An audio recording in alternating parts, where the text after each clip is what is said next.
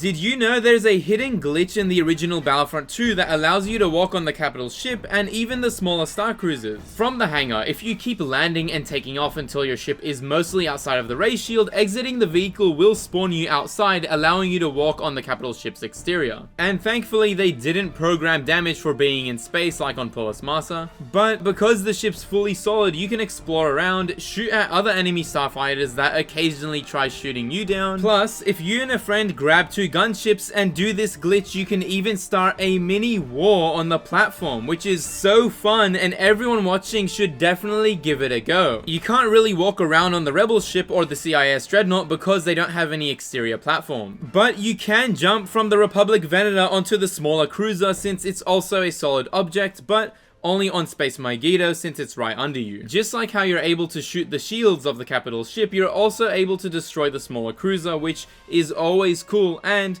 one time bomb is equivalent to one missile from the starfighters in damage. But you probably noticed that the jump is a little bit high, so how did I survive this? Well, that leads us to the next fact. Just like many other early 2000s games, there were cheat codes built in Battlefront 2 that allow you to have invincibility and infinite ammo among other things, which is how I survived the massive fall from before. To activate cheats on PC, go to instant action and right above the Battlefront 2 logo on the bottom left corner, there's a small chat box. Click on it and start typing a code. If you entered the code correctly, it'll show a small Star Wars quote underneath as an Easter egg. To my knowledge, PC only has 4 cheats that are kinda basic, but console has a few more, like low resolution models which look hilarious, comic book sound effects for wombat attacks, and slow motion sounds for the battle.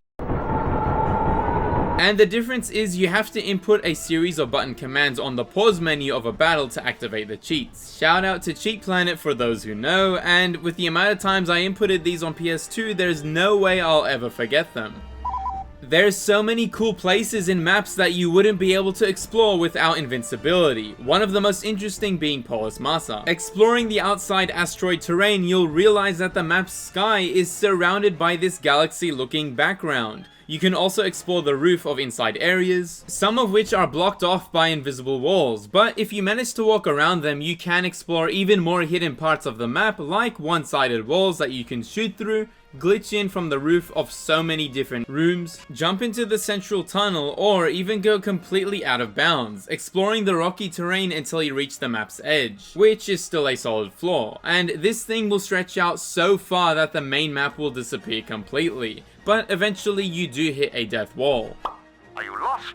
Get back to the battle! For being one of the less popular maps, Polis Massa's Out of Bounds is freaking amazing. But as you just saw, invincibility doesn't always work. Some areas have an instant kill wall, so they're still inaccessible without further glitches. While other times, dangerous terrain effects are negated, like water damage on Naboo, although there isn't anything too interesting down there anyways. And the lava on Mustafar, which even turns your character completely red the longer you stay in it for some reason. Plus, as a side note, walking around the spewing molten fire is fine, but for some reason the camera starts shaking violently when you start standing on the downed platform. Like, what is actually going on? But that's not to say you can't exploit anything without invincibility. A lot of things were programmed without consistent hitboxes, like for example starfighters. Using the glitch before, we tried to get on top of the Star Destroyer. The problem was that when landed, a starfighter is completely solid, but when taking off, their hitbox becomes much less consistent, which soldiers can't stand on for too long before sinking through. It's kinda like this for destroyed objects, allowing you to hide in them after being repaired, as well as doing insane amount of damage for whatever reason. What's also interesting is that the devs bothered to make some inaccessible areas of maps solid,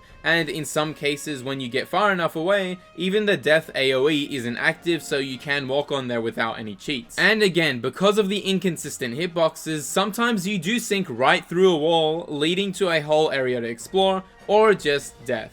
Either way, these bugs are so worth trying, and doing them with a recruited soldier under your squad command is even cooler, which you can find out how to do and much more in this video here.